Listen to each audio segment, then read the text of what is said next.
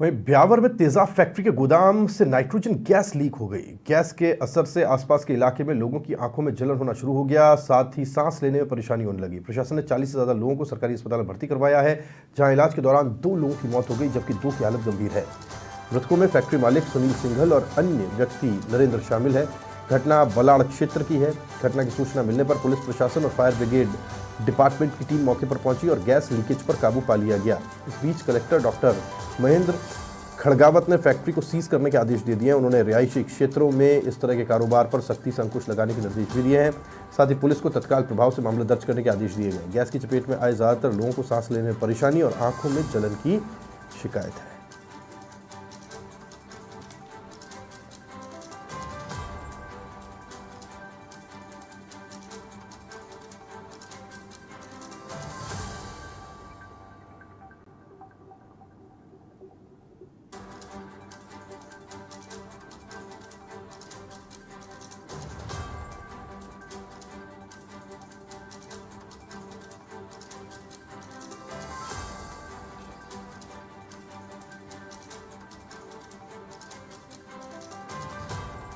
शैलेश मेरे सहयोगी मेरे साथ जुड़ गए, जानकारी उनसे लेते हैं। शैलेश, देखिए बहुत बड़ा ये घटनाक्रम हुआ है, रिहायशी इलाकों में इस तरह की चीजें चल रही है और किसी को पता तक नहीं, और जब ऐसे हादसे होते हैं तब कईयों की जान चली जाती है, तब जाके पता चल पाता है।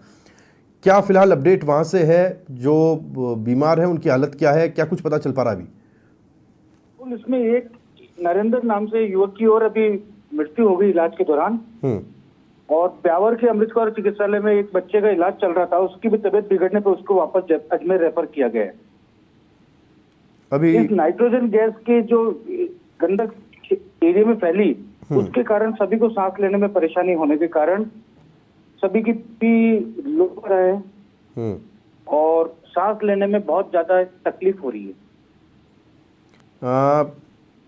डेथ कितनी अभी तक कंफर्म की है? दो की पुष्टि हो चुकी है अभी तक जी। और करीब 5 के आसपास और गंभीर घायल है, जिनका इलाज अजमेर चल रहा है। अचानक ऐसी स्थिति बनी तो क्या कदम उठाए गए प्रशासन की तरफ से? कैसे कैसे ये घटनाक्रम घटित हुआ? शैलेश, थोड़ा सा बताइएगा, जो दर्शक हमारे साथ अभी भी जुड़े हैं। एक रिहायशी क्षेत्र के अंदर एक फैक्ट्री, तेजाब की फैक्ट्री थी, वहाँ एक टैंकर खाली हो रहा था अंदर फैक्ट्री में। उसमें कोई एक्सपेरिमेंट करने के लिए गैस का और मिक्सर किया गया, जिसके कारण एकदम गैस उड़ी। हवा के साथ साथ फैलने में क्षेत्रवासियों को, घरों में जो अपने अपने घरों में बैठे थे, उनको सांस लेने में परेशानी होने पड़ी। जैसे ही प्रशासन को सूचना मिली, मैं आपके समाचार प्लस के माध्यम से बताना चाहूंगा कि प्रशासन का रवैया बहुत ही सकारात्मक और बहुत ही त्वरित गति से कार्य किया प्रशासन ने। सीओ राजेश कसाना खुद स्वयं अंदर फैक्ट्री में पहुंच के सारी व्यवस्था को मौके पे संभाला। एसडीएम दिव्यांग सिंह भी मौके पे पहुंचे थे, उन्होंने भी बहुत सकारात्मकता लेते हुए कार्य को अंजाम दिया, और जो घायल हो रहे थे उनको चिकित्सालय निजी वाहनों से उससे भिजवाया गया।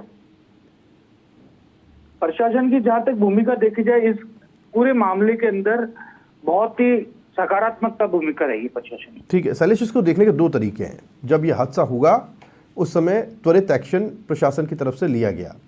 सवाल ये उठता है कि ये हुआ ही क्यों?